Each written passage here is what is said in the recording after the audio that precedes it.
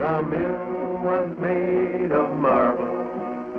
The machines were made out of gold.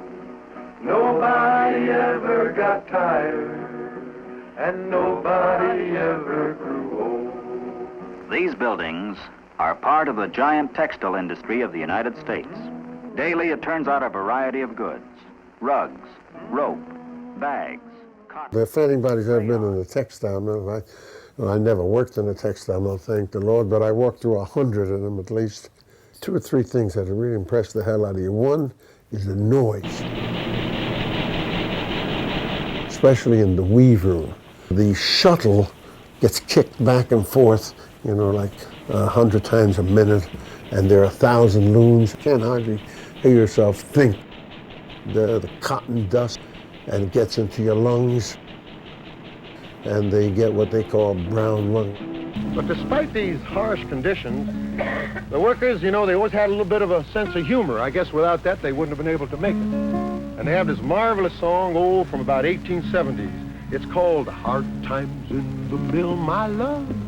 Hard times in the mill, try. It's hard times in the mill, my love. Hard times in the mill. And every morning at 6 o'clock, 2 cold biscuits hard as a rock. It's hard times in the mill, my love.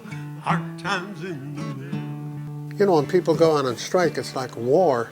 They're putting their lives on the line. And I've been on a lot of strikes where somebody, 22 years on the job, he decided that he just wasn't being treated right. Not him, the whole group.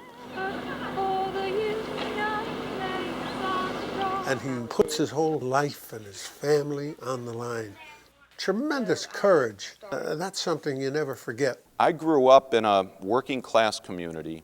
A lot of the people worked in the mills, Cleveland, steel mills. They're not there anymore, but they were, used to be like huge cities. In the city itself, 15,000 people worked at one mill. These were mammoth and captivated the life and culture of the community and my father and mother. So I grew up in a culture of honest work and standing up for your rights on the job. And of course, a lot of the people that were in those industrial factory work camps were immigrant workers and people of color, and a lot of African Americans like my father, who was hired at the Ford Motor Company, and basically his job and the benefits that the UAW was able to win took our family up and out of poverty.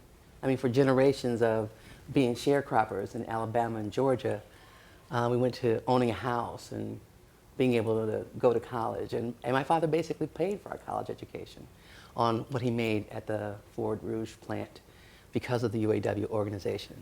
You work in the factory all of your life. Try to provide for your kids and your wife.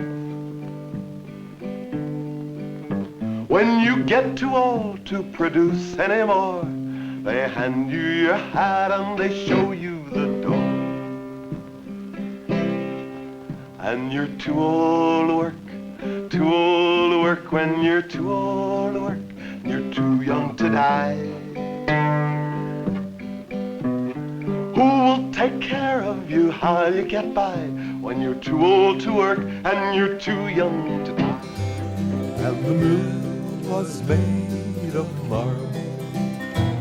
The machines were made out of gold.